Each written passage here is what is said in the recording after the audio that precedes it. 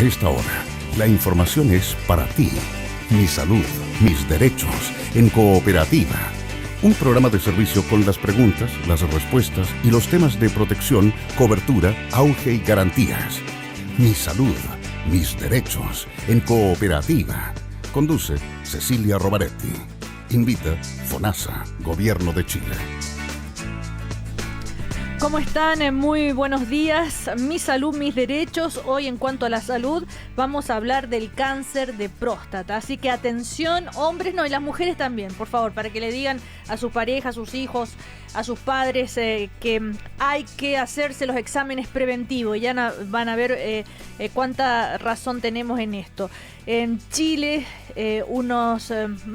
mueren alrededor de 2.000 hombres al año por cáncer de próstata. Vamos a conversar de este tema hoy. Está con nosotros el doctor Juan Carlos Román, urólogo de la Universidad de Chile. Actualmente es jefe del equipo de urología del Instituto Nacional del Cáncer. ¿Cómo estás, Juan Carlos? Buenos días. Hola, buenos días. Y estamos, por supuesto, con la directora de FONASA, Janet Vega. ¿Cómo le va? Muy bien, muchas gracias, Cecilia. A propósito de este tema, el fin de semana quedé muy impactada, la verdad, no conocía, de la historia del doctor Enrique Accorsi. Recordemos que él fue presidente del Colegio Médico, diputado, actualmente trabaja para el Ministerio de Salud, y él da a conocer su historia, que justamente está siendo tratado por un cáncer de próstata, y él mismo reconoce que no fue hacerse los controles como se debería haber hecho. Así por es. eso dio a conocer su historia, para justamente incentivar a los exámenes preventivos y todo lo demás. Está al teléfono con nosotros. ¿Cómo está, doctor? Muy buenos días.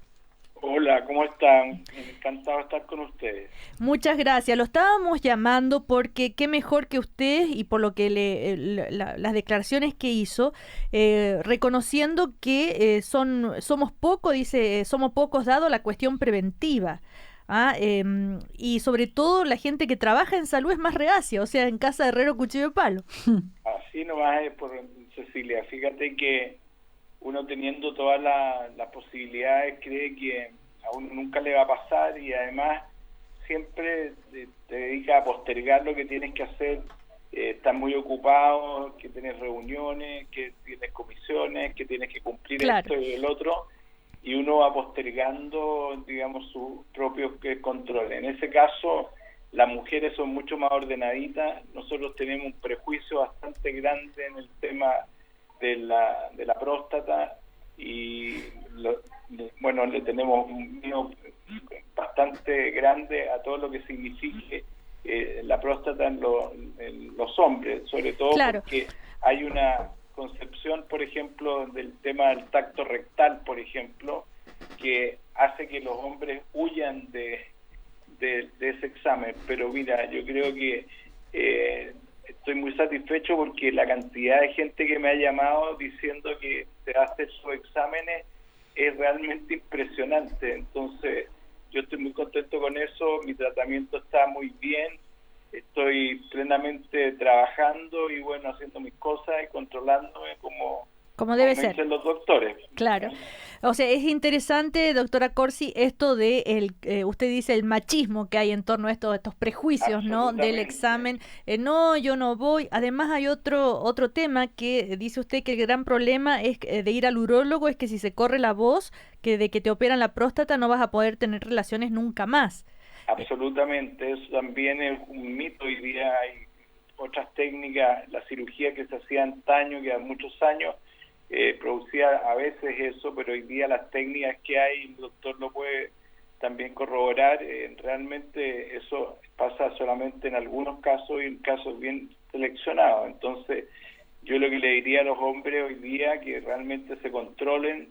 Hay que hacerse el examen de sangre con el antígeno específico, eso es muy importante, y creo que hoy día están dadas las condiciones para que realmente tengamos una mejoría importante, y como Janet también se está planificando el tema que tengamos realmente una obligación de tener exámenes preventivos, y el que, por ejemplo, en Japón, el que no se hace los exámenes preventivos, como que le pasan una especie de parte, y no puede seguir teniendo otros beneficios. Entonces, Claro. yo creo que la medicina del futuro en la materia de estas patologías es la prevención.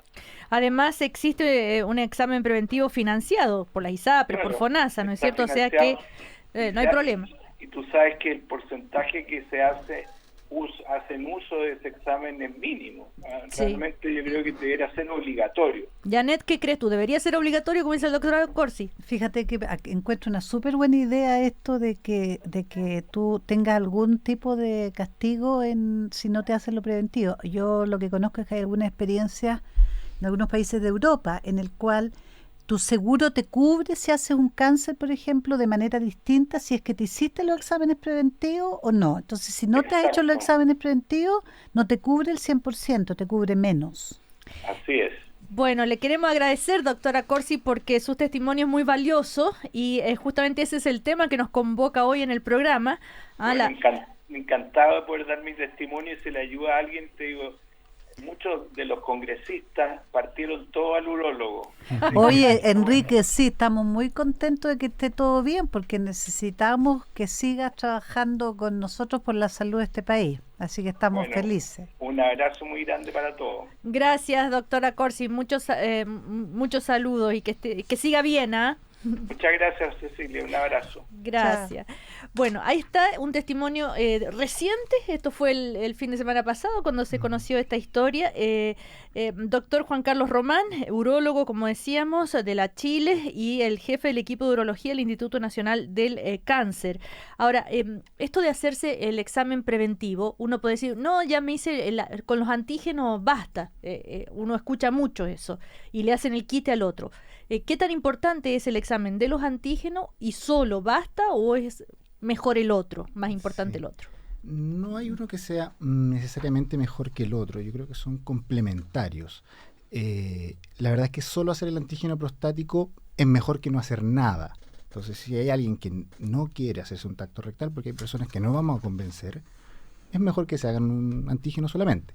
Ahora, si solo se hace el antígeno prostático, hasta un 15% de los cánceres de próstata se nos pueden escapar.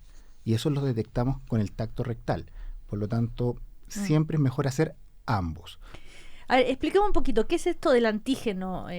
Sí, el antígeno prostático, en palabras muy sencillas, es una proteína que se produce en la próstata solamente y que normalmente se elimina por el semen. Si hay alguna alteración de la próstata, y la próstata, por ejemplo, se inflama o tiene un cáncer o está infectada, ese antígeno prostático, esa proteína, pasa a la sangre. Y nosotros somos capaces de detectarla mediante un examen. Un simple examen de sangre. Una muestra de sangre solamente. Ahora, ¿por qué tanto miedo al otro examen, al tacto? ¿En qué consiste? Un tacto rectal, la verdad es que muchas veces a mí me pasa en mi práctica habitual que los pacientes me dicen, ¿y eso era? Muchas veces pasa porque le tienen mucho miedo conceptualmente, claro, uno se lo imagina y lo encuentra terrible, pero la verdad es que un examen es bastante sencillo, es muy breve y la mayoría de las veces los pacientes no sienten más molestia que un poco de vergüenza durante el procedimiento. Yo creo que es machismo, sí, porque Janet, ¿no es es cierto? como la idea de que cómo es posible que vayas a dejar que te introduzcan un dedo, digamos, en el recto. Entonces es como una cosa media así como también mágica y un poco de básicamente de prejuicio, de que si dejo que me hagan esto, más o menos que no soy tan hombre. Claro. Que si dejo que me va a quedar gustando, son los típicos, las típicas bromas que se hacen, ¿no? Qué tontera. Sí, yo creo una tontera. Muchas veces mis pacientes, por ejemplo, van mucho acompañados porque las señoras los llevan de la mano y se aseguran de que entren a la consulta. Y siempre se hace la comparación con lo que tienen que hacer las mujeres, que lo tienen que hacer a más temprana edad, que la verdad es que es bastante más invasivo y más incómodo. Y la verdad es que los tactos rectales, los pacientes, ninguno sale traumado. Sí, oye, una cosa, Ceci, yo creo que es importante porque de hecho el tacto rectal es un excelente examen de diagnóstico, tiene una sensibilidad altísima, entonces incluso una especificidad muy alta porque entonces es un examen tan simple a diferencia de otras cosas tan sofisticadas que hay que hacer para diagnóstico de otro cáncer, que es como imperdonable de verdad que los hombres de cierta edad de manera rutinaria no se hagan su examen de antígeno prostático y su examen urológico con un tacto rectal, que es lo que corresponde. Estamos en Mi Salud, Mis Derechos este domingo junto al doctor Juan Carlos Román, jefe del equipo de urología del Instituto Nacional del Cáncer, porque estamos hablando del cáncer de próstata, los exámenes preventivos, cómo se desarrolla, cómo detectarlo, los síntomas, en fin, es lo que vamos a conversar ahora, pero recordemos que también estamos con la directora de FONASA, Janet Vega.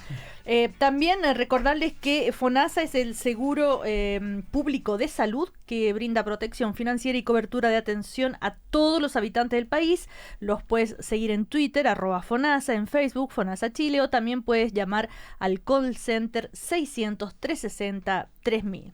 Bueno, doctor Román, a ver, se dice que el cáncer de próstata es un tumor que se presenta generalmente en hombres mayores de 50 años. ¿Quiere decir que hasta los 50 no hace falta hacer ningún examen? Depende de si hay antecedentes familiares de cáncer de próstata o no. Cáncer de próstata no es un cáncer de próstata, o sea, no es un cáncer que sea demasiado hereditario, que no tiene tanta influencia en la familia. Pero si es que yo tengo un antecedente de un familiar de primer grado, padre, hermano o hijo, o más de un caso en la familia, ahí sí aumenta bastante el riesgo. Por lo tanto, en aquellos pacientes que tienen estos antecedentes familiares, uno recomienda adelantar eso, idealmente tener un control basal a los 40 años y después seguir los controles periódicos, versus una persona que no tiene estos antecedentes familiares, en que a partir de los 50 años se pueden hacer sus controles. A ver, ¿qué es la próstata? Bien, la próstata es una glándula, es decir, produce, en este caso, un 20 o 25% del líquido seminal, del semen. Esa es su función. Y la próstata está ubicada a la salida de la vejiga, y a través de ella pasa la uretra, que es el conducto que después sale por la punta del pene. Por lo tanto, cuando hay una alteración de eso, va a dar habitualmente síntomas urinarios. ¿Cómo cuáles? Fundamentalmente, lo que se quejan los pacientes, y aquí hay que hacer una aclaración, el cáncer de próstata habitualmente tiende a ser silencioso. El cáncer de próstata, por eso hay que ir a buscarlo, porque no da síntomas inicialmente. Cuando un cáncer de próstata ya da síntomas, es porque habitualmente ya está avanzado. Por lo tanto, ¿cuál es la causa más frecuente de síntomas? Es el crecimiento prostático benigno, que es la enfermedad más frecuente de la próstata después de los 50 años, no es el cáncer. Y ese sí es el que da mayor cantidad de síntomas, como disminución de la fuerza del chorro de la orina, aumento de la frecuencia con la que se orina, empezar a orinar por las noches cuando no se hacía previamente, quedar con la sensación de vaciamiento incompleto de la vejiga. Esos son los síntomas más frecuentes, pero del crecimiento benigno. El cáncer habitualmente no da síntomas. Ahora, recordemos que el cáncer de próstata está cubierto por el auge GES, ¿no es cierto, Janet? Sí, está cubierto y tiene buena cobertura. De hecho, toda persona que tenga una confirmación diagnóstica de cáncer de próstata tiene 60 días para hacer lo que se llama una etapificación completa. ¿Qué es lo que es una etapificación completa? Es ver si el cáncer está solamente en la próstata o hay otros órganos que están comprometidos, es decir, cuál es el grado de cáncer.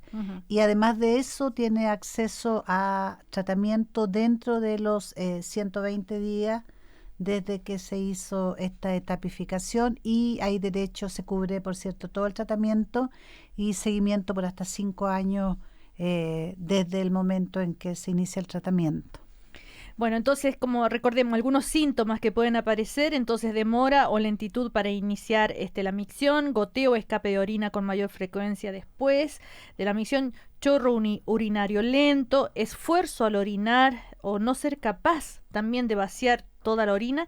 Y esto es, bueno, yo me imagino que se asustarán, sangre en la orina o en el semen, eso es como, debe ya mucho. Sí, a ver, ese es un síntoma, si es por cáncer de próstata, un síntoma tardío. No es que la mayoría de los pacientes sangren. De hecho, la causa más frecuente son las infecciones de orina, no el cáncer. Es bastante dramático, obviamente, ir a orinar y que salga, porque habitualmente la orina con un poco de sangre se tiñe bastante, entonces es bastante alarmante y los pacientes llegan bastante asustados. Lo mismo cuando hay semen con sangre.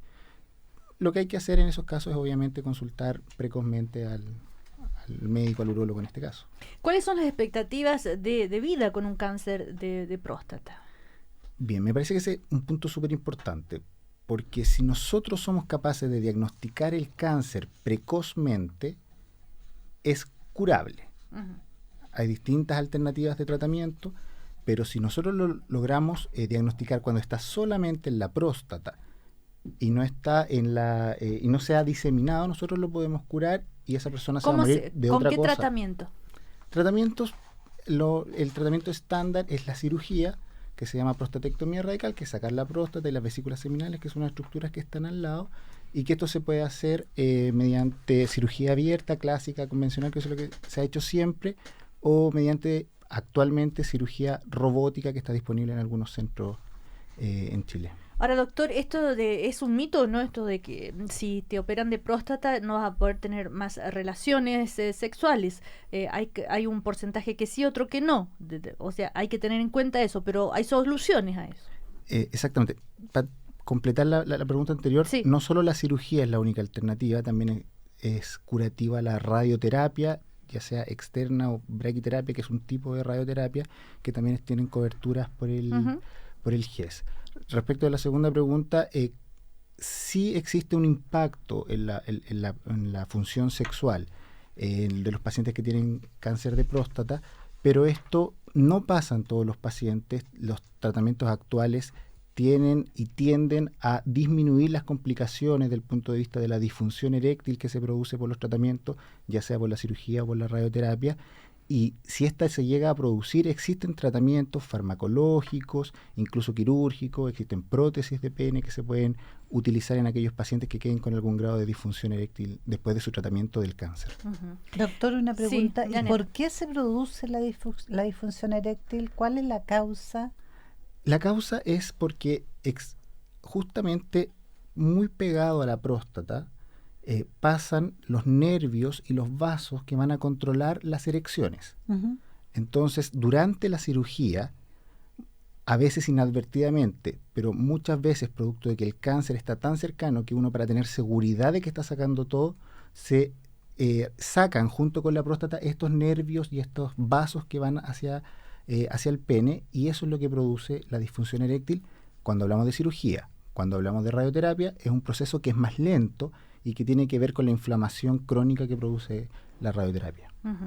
Ahora, si uno dice, ya, esta persona tiene un cáncer de próstata grado 4 y otra persona que tenga un cáncer de pulmón grado 4, no, me decía hace un rato usted fuera de micrófono que no es lo mismo, no. La gravedad.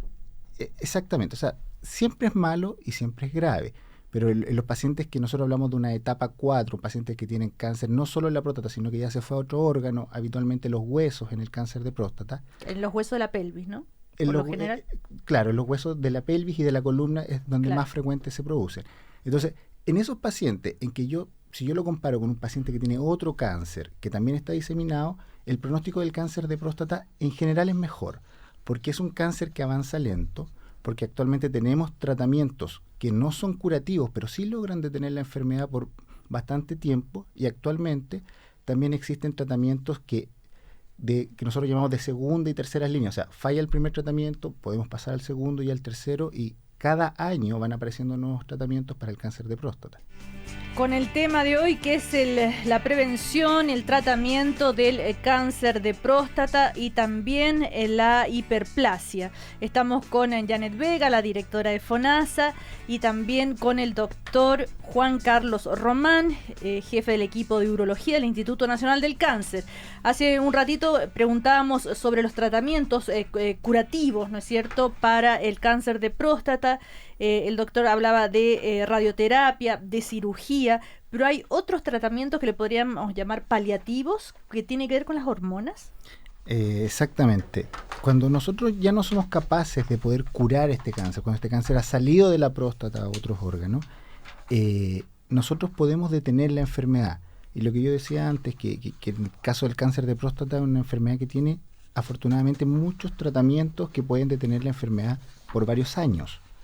El pilar fundamental en lo que se basa el tratamiento paliativo del cáncer de próstata es en quitar la hormona masculina, quitar la testosterona. ¿Pero es cierto que antes los castraban? Exactamente, o sea, hasta hace, yo diría, 15, 20 años, el tratamiento estándar para un cáncer de próstata que estaba fuera de la próstata era una cirugía que consistía en una orquiectomía o castración, cortar los testículos. Como en la antigüedad los castrati, los eunucos y castrati, para que tengan esas voces altas, ¿no? Eso ya no se practica. En raras ocasiones. La verdad es que es un tratamiento muy efectivo. Es tan efectivo como lo que hacemos nosotros. ¿Por qué? Porque la testosterona es fundamental para el desarrollo del cáncer de próstata. Entonces, si yo le quito la testosterona, le quito, entre comillas, la benzina a este cáncer y lo detengo. No lo logro curar, pero sí lo detengo. Entonces, eso se hacía mediante la orquiectomía o cortar los testículos, que es donde se produce la testosterona. Sí. Ahora, actualmente, lo que se hace es también suprimir la producción de testosterona mediante medicamentos que se inyectan habitualmente cada 3 meses y que su efecto es suprimir la producción, es decir, ya no hay testosterona circulando en la sangre, en el organismo, pero sin la necesidad y sin el efecto psicológico que tiene para un paciente tener que hacer una pero castración. De todas maneras tiene consecuencias que le supriman la testosterona.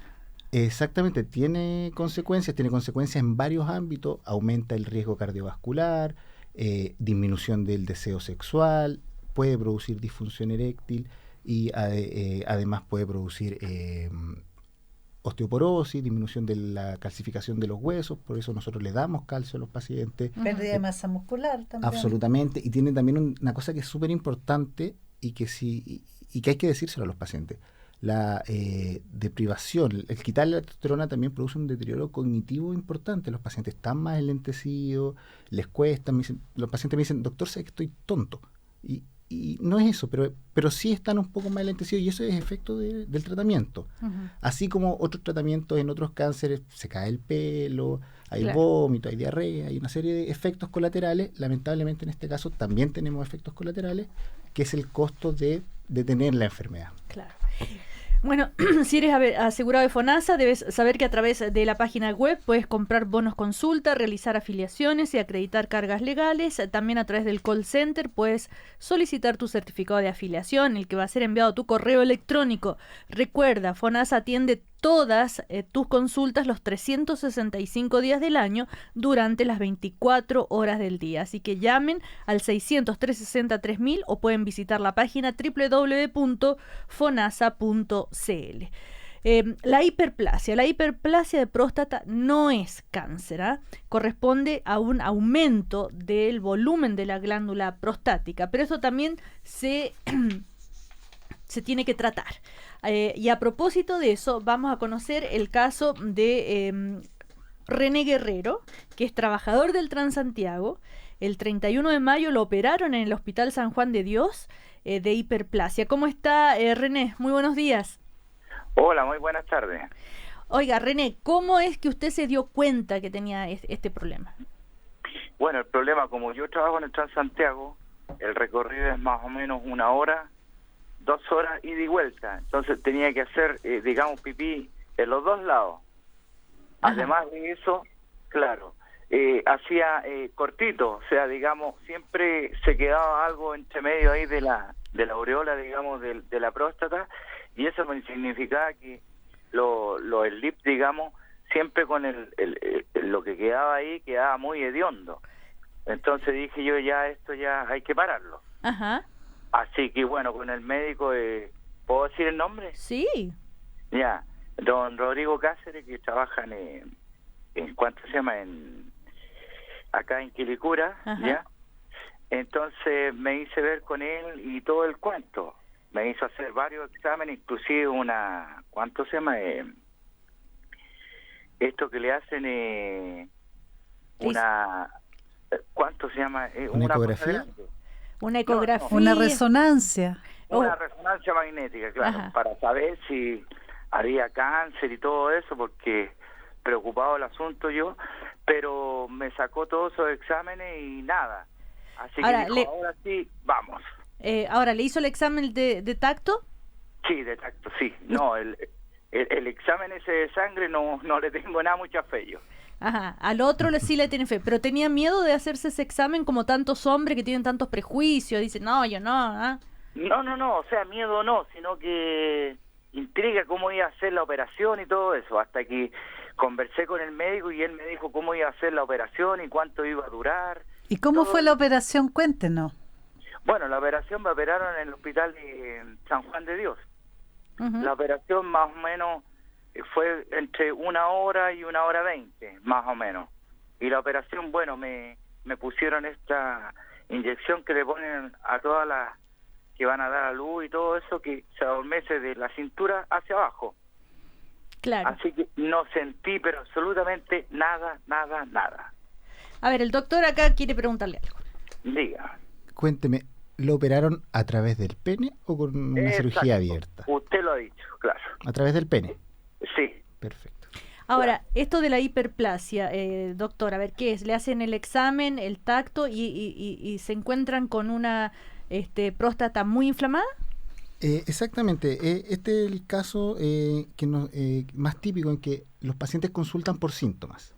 No es porque se vayan a hacer un chequeo preventivo en una persona que no tiene síntomas y que uno lo encuentre, sino que son pacientes que tienen muchas molestias, orinar a cada rato, todo lo que nos describía René.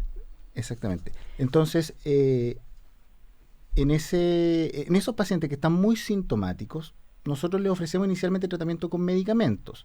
Si el tratamiento con medicamentos fracasa o hay complicaciones de este crecimiento prostático, tienen indicación de cirugía. La mayoría de las veces, y por eso yo le preguntaba, se hace una cirugía que se hace a través del pene, no se hace ninguna incisión. Se mete una cámara por el pene y se hace una desobstrucción de la próstata. Ya. Ahora, Janet, ¿esto también está cubierto por el AUGGES? Está cubierto por AUGGES, pero además nosotros tenemos los PAD, específicamente para las personas que quieren elegir su médico particular, donde atenderse. Tenemos el PAD que cubre el 50% de la operación, digamos. Yo no sé cómo se operó usted, si es que ocupó PAD o ocupó AUGE. Sí, no, ocupé PAC, el 50%. ¿Y le fue bien con eso? Sí, no, ningún problema. Y le cubrió todo, ¿no? Todo, inclusive una pieza bien cómoda para mí solo. O sea, fue no sé cómo le llaman eso. Pensionado. Pensionado, perfecto, sí. Ahora, ¿cómo se enteró usted de que existía esto del PAD? Cuando el médico me dijo que fuera a hablar a donde él, porque él trabaja ahí, no todos los días, pero él trabaja ahí en el Hospital San Juan de Dios. Entonces me dijo, véala por el sistema PAC, pero me dijo hay que esperar entre 1 o 2 meses. Ya no, ningún problema. Porque lo que yo tenía, me decía él, de que se podía esperar, digamos, los 2 meses sin ningún, digamos, síntoma de que me fuera a pasar algo, alguna cosa, no, nada. Oiga, René, eso es súper importante porque nosotros acá, todos los programas... René, está hablando con la directora de FONASA, para que sepa, Janet Vega. Bueno. Mucho gusto. Todos los programas tratamos de hacer que las personas que están afiliadas al FONASA sepan que existen estas cosas, porque no todos saben, y los PAD son una súper buena alternativa porque además cubre todo. Usted no tiene ninguna sorpresa en su cuenta, le cubre la operación, los honorarios médicos, todo. Entonces, una muy buena alternativa para las personas, sobre todo de clase media, que quieren efectivamente operarse como usted en un pensionado o qué sé yo. Y la atención fue, pero ¿para qué le digo? Un 200% bien atendido. Ay, qué buena noticia, René. No. Ningún problema. Las enfermeras, bueno, el médico, ningún problema. Yo me saco un 7 con ellos. Bueno, le queremos agradecer, René Guerrero, por contarnos su caso. Ningún problema. Para que justamente todos los médicos que nos están escuchando, las doctoras, los doctores, se acuerden de decirle a los pacientes que existe esto y también a las personas para que pregunten, ¿verdad?, a qué tienen derecho cuando son afiliados de FONASA. Muchas gracias, René, que esté muy bien. Igualmente. Muchas gracias, René. Bueno, seguimos en Mi Salud, Mis Derechos. Estamos con la directora de FONASA, Janet Vega, y estamos con el doctor... que es jefe del equipo de urología del Instituto Nacional del Cáncer, Juan Carlos Román. El tema de hoy es la próstata. Ya hablamos cáncer de próstata, hiperplasia. Escuchábamos hace un ratito la historia de René Guerrero, que se operó de esta hiperplasia. Y ¿qué otras complicaciones puede tener la hiperplasia? ¿O es algo así como piolita, digamos, que te pase eso? ¿O No. una hiperplasia puede con el tiempo convertirse en cáncer? No, nada que no ver. es que si una hiperplasia no se trata adecuadamente vaya a transformarse en un cáncer, pero sí puede tener muchas complicaciones y complicaciones muy importantes. En general los pacientes, las complicaciones del crecimiento prostático cuando está tratado es tener infecciones recurrentes, sangrado por la orina, Daño renal. que digamos que haya una retención de orina, que los pacientes tengan que usar sonda, y el grado más extremo de esto sería el daño renal. Y pacientes que pueden quedar en diálisis y perder la función de sus riñones permanentemente por un crecimiento prostático que no es adecuadamente tratado. Ujú. Ahora, ¿qué tantos hombres tienen este problema? ¿Es más frecuente el cáncer de próstata o la hiperplasia? Lejos, la hiperplasia o crecimiento prostático benigno es más frecuente. Yo diría que después de los 50 años, si uno le saca la próstata y la revisa con un microscopio, todos tienen cierto grado de hiperplasia. Eso es bien interesante, porque los estudios de repente que se hacen en cadáveres muestran que prácticamente todos los hombres mayores tienen algún grado de hiperplasia y un porcentaje importante tienen también cáncer in situ, que se llama, que es como un cáncer inicial que no alcanzó a ser sintomático. Exactamente, o sea, hay estudios clásicos de autopsias de pacientes que se murieron de cualquier otra causa, en los que si uno les mira la próstata, tienen cáncer de próstata. Por eso, de hecho, la recomendación del estudio preventivo, nosotros lo hacemos habitualmente hasta los 70, 75 años, porque diagnosticar un cáncer de próstata inicial a los 80 años no tiene mucho sentido, porque en general esos pacientes no los vamos a tratar. Si los dejamos en su evolución normal, solamente controlándose, esos pacientes van a vivir 10, 15 años y por una cosa de expectativa de vida probablemente se van a morir de otra cosa y no de cáncer de próstata. Piensa que nosotros en el sector público tenemos una sobrevida en pacientes tratados de más del 80% a 5 años. Es decir, este es un cáncer muy agradecido comparado con otros que son tremendamente letales y muy rápidos. Ahora, volviendo al tema de la prevención, de la importancia de esto, reiterar entonces, si nos están escuchando, ¿a partir de qué edad y qué hacer, doctor? En todos los hombres mayores al cumplir 45 años, me parece a mí que sería bueno tener la evaluación por un urólogo para hacerse el antígeno prostático y el tacto rectal. Sí, y todavía después de todo lo que hemos conversado, quedan pacientes que no quieren hacerse el tacto rectal, igual deben concurrir para por lo menos hacer el antígeno prostático, que si bien no es lo ideal hacerlo solo, es mejor que no hacer nada. Y en aquellas personas que tienen familiares de primer grado, padres, hermanos o hijos con cáncer de próstata, consultar antes. Ahora, siempre es al urólogo, no hay otro... ¿Qué son los proctólogos? Los proctólogos son los vecinos nuestros, pero tienen que ver más con las enfermedades del ano y del recto y del colon. Son otros orificios. Es otra especialidad, exactamente. Se tiende a confundir mucho, porque en el fondo ellos también hacen tacto rectal, pero para hacer evaluación de enfermedades perianales, de cáncer de recto, que es una cosa muy importante. Pero cuando también hacen ese examen también pueden detectar... También tocan la próstata, claro, exactamente. ¿Cierto? Y porque obviamente, claro, uno lo ve aquí en Santiago, en que hay más disponibilidad para encontrar un urólogo, pero probablemente en otra zona no es tan disponible las horas de urólogo, menos en el sistema público.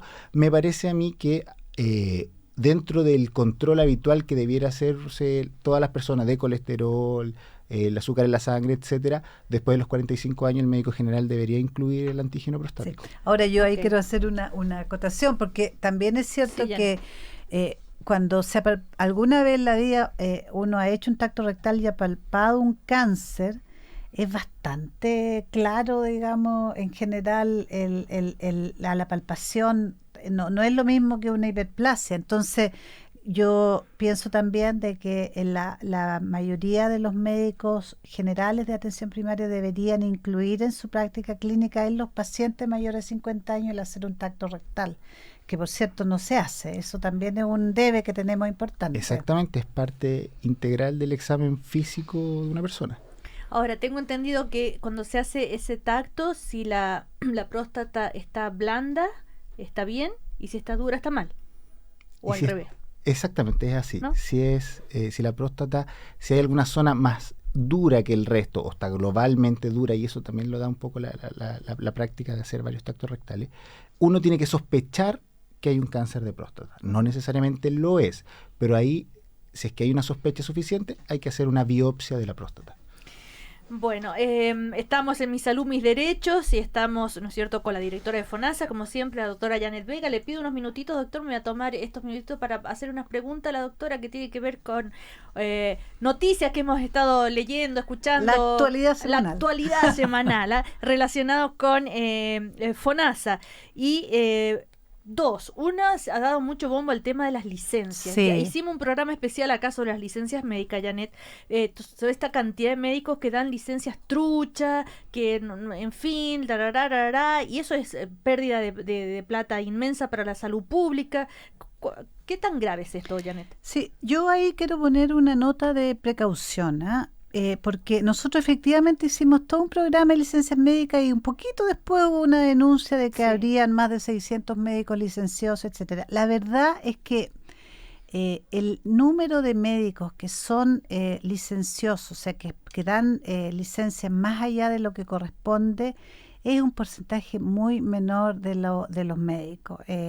Cuando uno utiliza los criterios que nosotros utilizamos, que es que den más de un cierto número, que tengan un historial de licencias médicas o que hayan sido sancionados previamente, etcétera, nosotros tenemos en total, nuestra lista de médicos licenciosos son alrededor de 50 médicos de los últimos 5 años.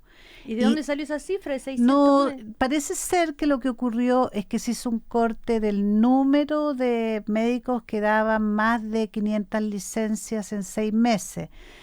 Y ese fue el criterio que se usó como para empezar a mirar, pero lo cierto es que eso significa 4 licencias por día en promedio. Y hay muchos colegas que por su trabajo, por su especialidad, dan muchas más licencias que eso. De hecho, uno puede estar en un turno en una servicio de urgencia y puede en un turno dar mucho más licencias que eso. Uh-huh.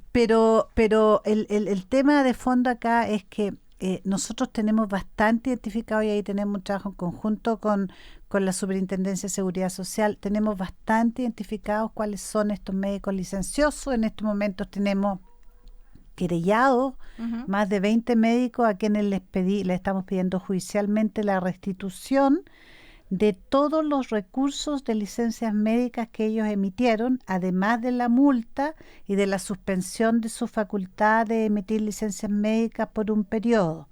Entonces hay una fiscalización permanente y un trabajo permanente. Y lo que yo no quisiera, y por eso que creo que es importante que tomemos algún tiempo, es que quede la idea de que aquí hay un fraude masivo o que la gente está haciendo mal uso de las licencias. La otra vez lo dijimos y lo queremos volver a repetir.